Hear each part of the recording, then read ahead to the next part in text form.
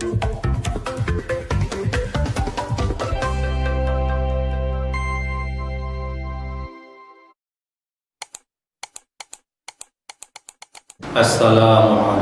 warahmatullahi wabarakatuh.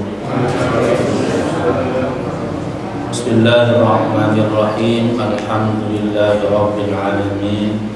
Wassalatu wassalamu ala asyrafil anbiya'i wal mursalin sayyidina maulana Muhammadin wa ala alihi wa ashabihi ajma'in, amma ba'du. Bismillahirrahmanirrahim. Hadirin hadirat yang dirahmati Allah Subhanahu wa taala. Nawaitu an a'takifa fi hadzal masjid ma dumtu fi sunnatan lillahi taala. Alhamdulillah, kita bersyukur kepada Allah Subhanahu wa taala, terutama atas nikmat iman Islam yang kita anugerahkan oleh Allah pada kita semua, dan itulah yang menjadi dasar untuk kita supaya bersenang-senang, bergembira. Kita punya rumah mewah, Allah kasih punya mobil bagus, kita senang. Tetapi kenikmatan yang luar biasa besarnya adalah yang harus kita syukuri dan bahkan kita bergembira adalah nikmat iman dan Islam tersebut. Sebagaimana firman Allah, "Qul," sampaikanlah wahai Muhammad. Rasulullah diperintahkan untuk menyampaikan, mengatakan, "Qul bi fadlillahi wa bi rahmatihi fabidzalika falyafrahu." Sampaikanlah wahai Muhammad, dengan karunia Allah dan dengan rahmat Allah, fabidzalika, karena dua hal tadi, falyafrahu, hendaklah kalian semua bergembira. Huwa khairun mimma yajma'un, itu semua lebih baik dari apa yang mereka kumpulkan dari nikmat-nikmat yang ada di dunia. Makanya berdasarkan itu Allah ajarkan kepada kita, apalagi yang sudah sampai umur 40 tahun, doanya dalam Al-Quran, Rabbi auzi'ni an ashkura ni'mataka allati an'amta alayya wa ala walidayya wa na'mala salihan taradahu wa aslih li fi dhurriyyati inni tubtu ilaika wa inni minal muslimin. Itu doa yang dalam Al-Quran ketika Sayyidina Abu Bakar Siddiq bersyukur bahwasanya dia menjadi orang Islam, bersyukur dia beriman. Jadi nggak usah sedih kalau nggak punya uang, tapi teramat sangat sedihlah kalau Allah takdirkan kita menjadi hamba Allah, menjadi makhluk Allah selain manusia, kemudian ditakdirkan juga menjadi manusia tapi bukan orang yang beriman dan berislam. Fabidzalika falyafrahu, hendaklah dengan alasan tadi kita bergembira. Udah ingat itu aja, ya Allah, kalau lagi susah, lagi ada masalah, ingat aja itu. Alhamdulillah kita jadikan orang iman, orang Islam, yang itu menjadi garansi bahwasanya kita pasti masuk surga. Karena dengan qudrat dan iradatnya Allah, Allah mampu menjadikan kita bukan makhluk berbentuk manusia, tapi jadi semut, jadi kecoa, mampu. Dan Allah mampu menjadikan kita orang yang lahir bukan di kalangan orang Islam. Allah mampu. Tapi alhamdulillah dengan qudrat dan iradatnya Allah, Allah jadikan kita makhluk berbentuk manusia yang lahir di tengah-tengah keluarga Islam yang beriman, berislam pada Allah Subhanahu wa ta'ala. Itu menjadi jaminan. Karena ketika Allah menciptakan manusia, ketika 4 bulan dalam kandungan, Allah sudah tuliskan semuanya.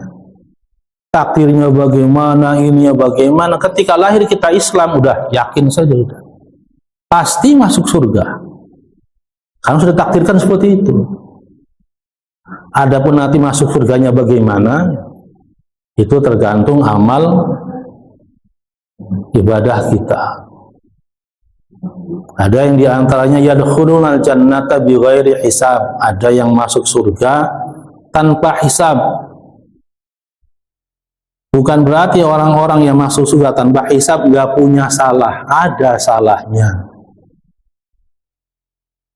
Kemudian ada yang masuk surga, golongan masuk surga yang ditimbang dulu, diinterogasi dulu, dan seterusnya. Terakhir golongan yang masuk surga ya nanti, karena saking banyaknya kesalahannya, cuma punya kalimat la ilaha illallah Muhammadur Rasulullah, tetap masuk surga. Pokoknya tinggal pasrah sama Allah udah. Punya masalah apa, segede apa, ingat Allah sudah mentakdirkan kita jadi orang Islam. Bismillahirrahmanirrahim. Kita sampai kepada kemarin, jangan sampai bahasa Cirebonnya nyupatani. Apa itu nyupatani? Berdoa yang jelek. Saking keselnya kita keluar kata-kata yang buruk. Jangan sampai seperti itu. Dan kalau sudah terjadi seperti itu, kita beristighfar kepada Allah. Mudah-mudahan apa yang kita ucapkan dari perkataan yang buruk tadi Allah hapus.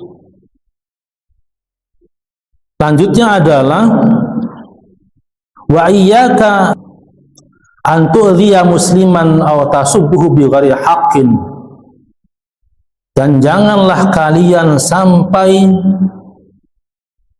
menyakiti orang Islam atau mencelaknya atau mengutuknya bighairi haqqin, tanpa alasan yang dibenarkan oleh Allah Subhanahu wa ta'ala.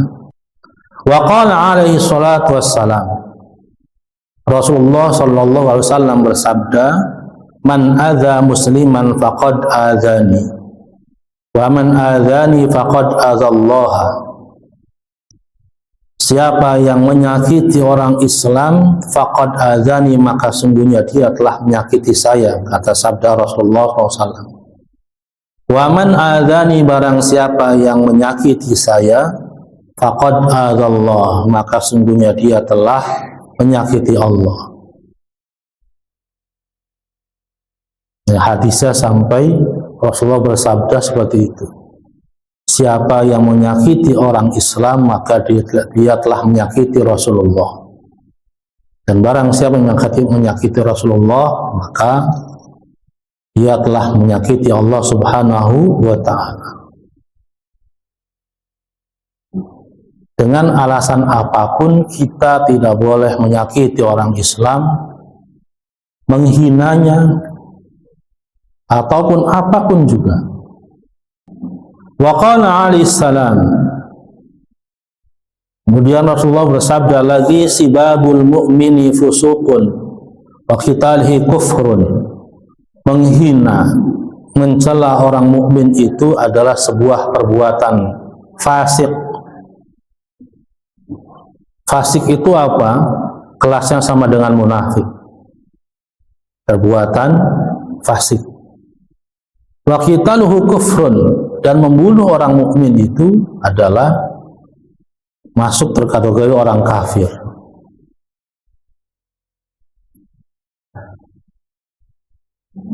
Menghinanya saja adalah kita sama saja berbuat fasik, berbuat dosa, dan kedudukannya sama dengan orang munafik. Karena tidak ada orang mukmin, orang muslim yang menghina muslim yang lainnya. Jangan sampai gara-gara perbedaan partai, perbedaan pilihan calon gubernur ataupun calon wali kota atau bupati, kita sampai mengeluarkan cacian atau menghina saudara kita yang muslim. Sampai ada satu kejadian ketika situasi perang, ada sahabat Rasulullah perang, kemudian posisi dia sudah menang,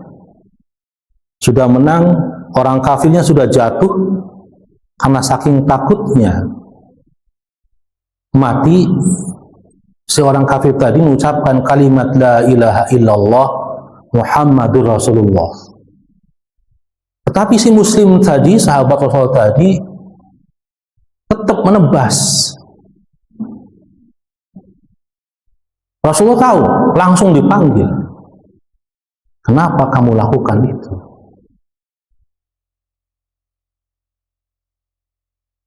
Orang yang sudah mengucapkan la ilaha illallah Muhammadur Rasulullah, baik itu posisinya bagaimanapun, tetap dia muslim, sudah muslim. Kata sahabatnya, karena dia mengucapinya pura-pura, karena takut mati. Akhirnya Rasul balik nanya, apa kamu tahu dalam hatinya? Nggak tahu. Kenapa kamu membunuh orang sementara kamu tidak tahu hatinya apa? Kan zahirnya mengucapkan la ilaha illallah Muhammadur Rasulullah. Itu saja luar biasa.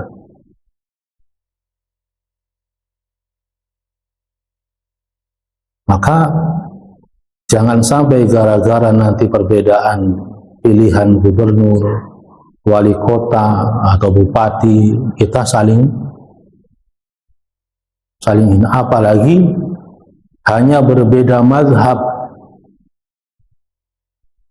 ada yang NU, ada yang Muhammadiyah, yang lain.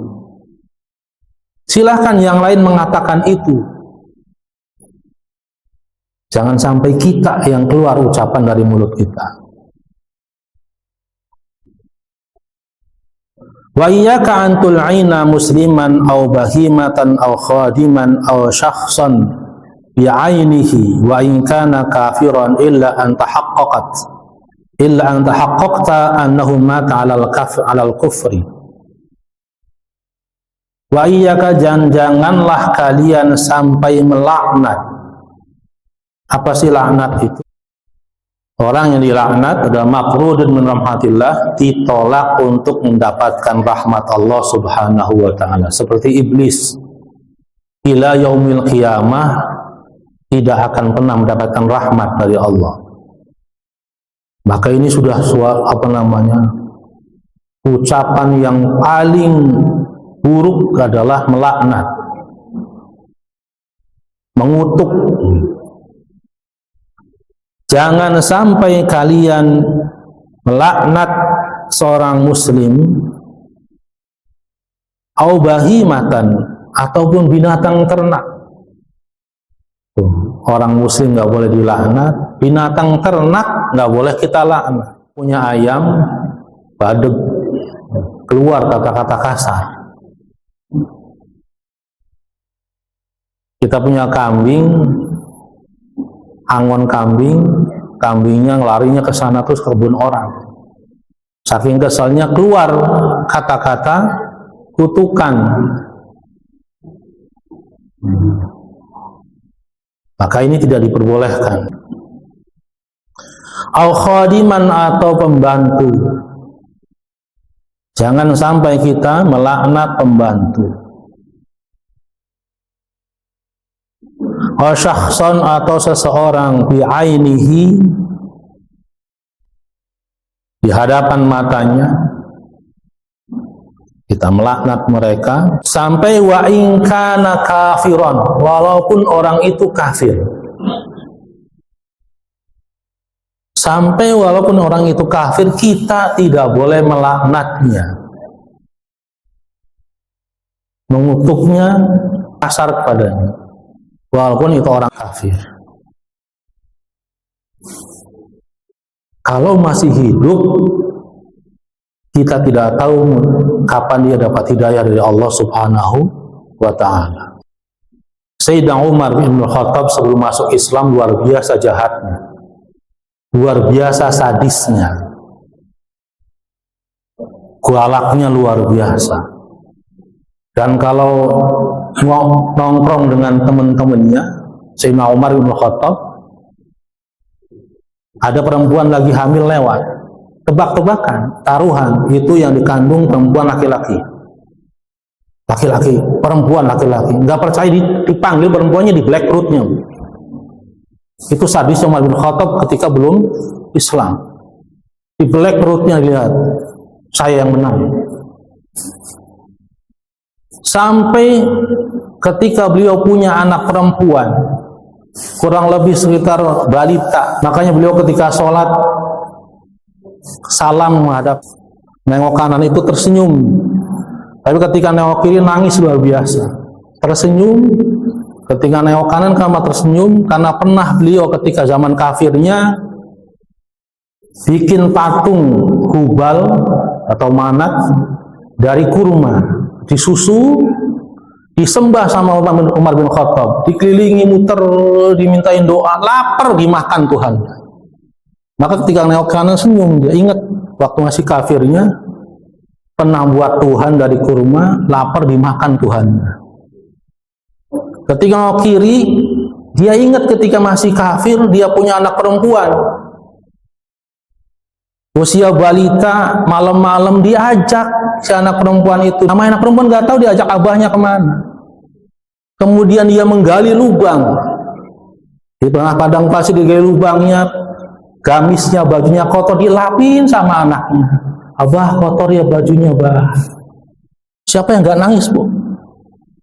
Sudah digali, dibersihin sama anaknya, jubahnya kotor ya, bah. Dimasukin anaknya ke lubang tadi, dipendem, diinjak-injak. Makanya ada surat apa itu, Pak? Wal mau'udatu su'ilat bi ayyi dzambin qutilat. Dan ketika anak-anak perempuan yang dikubur hidup-hidup ditanya bi ayyi dzambin qutilat, atas dosa apa dia dibunuh. Nah, ketika nengok kiri nangis luar biasa, ingat anaknya yang masih perempuan kecil, digali lubangnya, anaknya bersihin.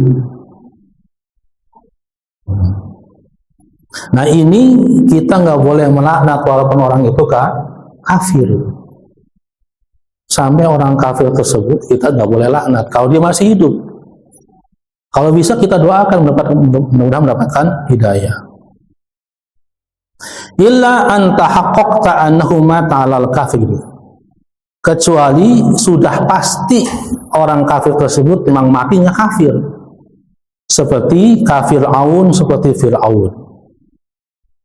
Wa Abu Jahalin dan Abu Jahal.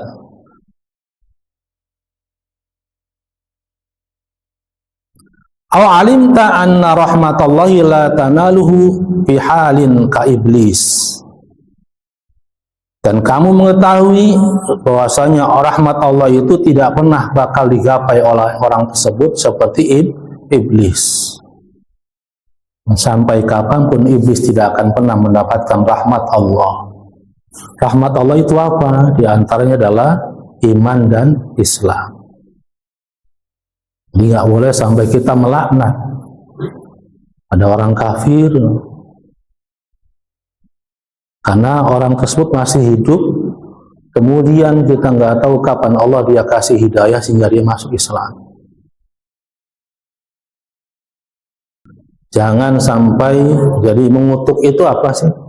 Hampir sama dengan perkataan buruk atau doa yang buruk. Kenapa sampai tidak boleh kita mengutuk atau berdoa yang buruk?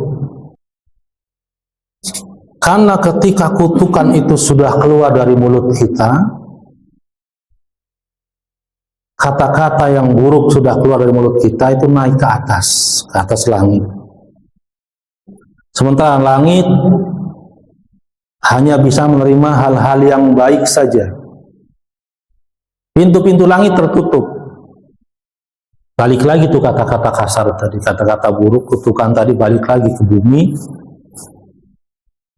Kalau kutukan itu, kata-kata doa yang buruk itu, kita sampaikan ke orang yang kita tidak suka, ternyata orang tersebut tidak pantas untuk mendapatkan kutukan tadi, maka kata-kata itu, kutukan itu akan kembali kepada yang mengucapkannya. Maka di sini anjurannya dilarang mengutuk, karena perkataan tersebut akan kembali kepada orang yang mengucapkannya. Makanya nggak boleh, sampai Rasulullah itu melarang. Walaupun itu orang kafir. Wa'lam anna al-la'nata idza kharajat minal 'abdi tas'adu nahwa as-sama'i fatughlaqu dunaha abwabiha.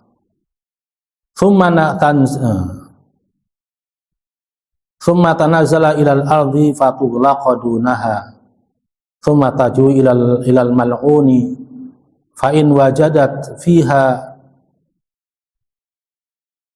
busaghan wa illa raja'ta ala qailiha. Inilah alasannya kenapa kita tidak boleh mengucapkan laknat atau berdoa yang buruk. Wa'lam, dan ketahuilah bahwasanya annal la'nata, bahwasanya laknat atau doa yang buruk, idza kharajat minal 'abdi, ketika sudah keluar dari mulut seorang hamba, tas'udu nahwas sama, dia akan naik ke langit.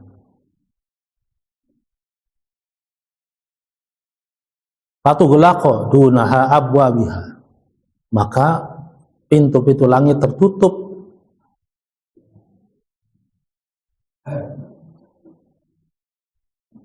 Karena tidak layak hal-hal yang buruk naik ke atas.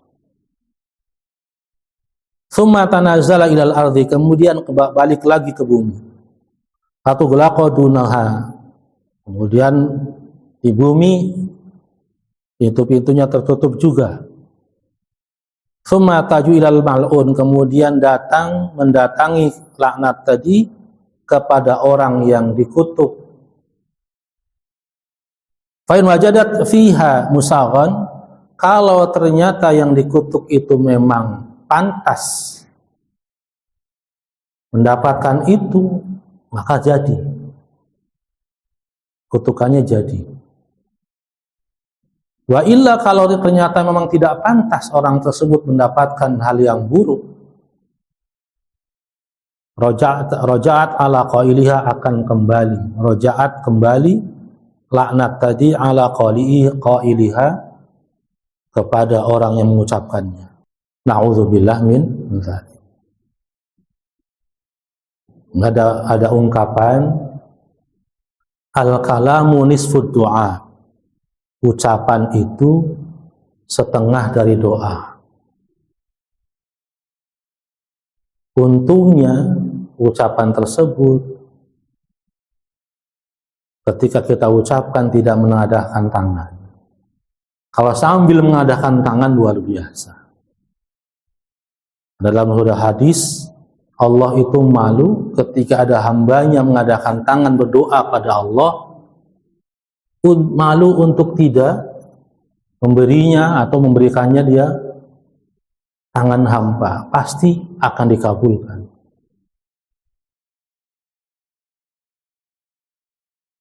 Maka setiap doa pasti Allah kabulkan.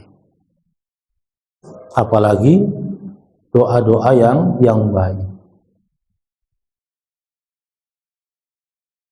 Maka sangat dianjurkan untuk kita supaya mawas diri ketika dalam kondisi apapun, marah dimanapun, tetap bisa mengendalikan ucapannya. Kan itu lagi marah, gak bisa dimaklum, gak bisa begitu, gak bisa seperti itu. Laisa syadidu bisur'ati wa innama syadid man yamliku nafsahu indal ghadab. Ini hadis Rasulullah. Orang yang kuat itu bukan orang yang badannya kekar luar biasa kayak Aderai, Mike Tyson. Wa innama syadid man yamliku nafsahu indal ghadab. Tapi orang yang kuat itu adalah orang yang dia bisa mengendalikan dirinya ketika dalam kondisi emosi marah. Perhatikan Bu, bapak-bapak, ibu-ibu, orang lagi marah, matanya melotot, tangannya ngepel, 99% ototnya dipakai semua. Tapi masih bisa mengendalikan, itulah orang hebat, orang yang kuat. Tidak keluar dari mulutnya kata-kata yang doa-doa yang jelek. Itu kata Rasulullah SAW seperti itu. Orang yang cepat marah, cepat tua. Orang yang banyak senyum, awet muda. Wallahu a'lam bishawab. Mari kita sama-sama akhiri dengan doa kifaratul majlis. Subhanakallahumma bihamdika asyhadu an la ilaha illa anta astaghfiruka wa atubu ilaik. Mohon maaf. Wassalamualaikum warahmatullahi wabarakatuh.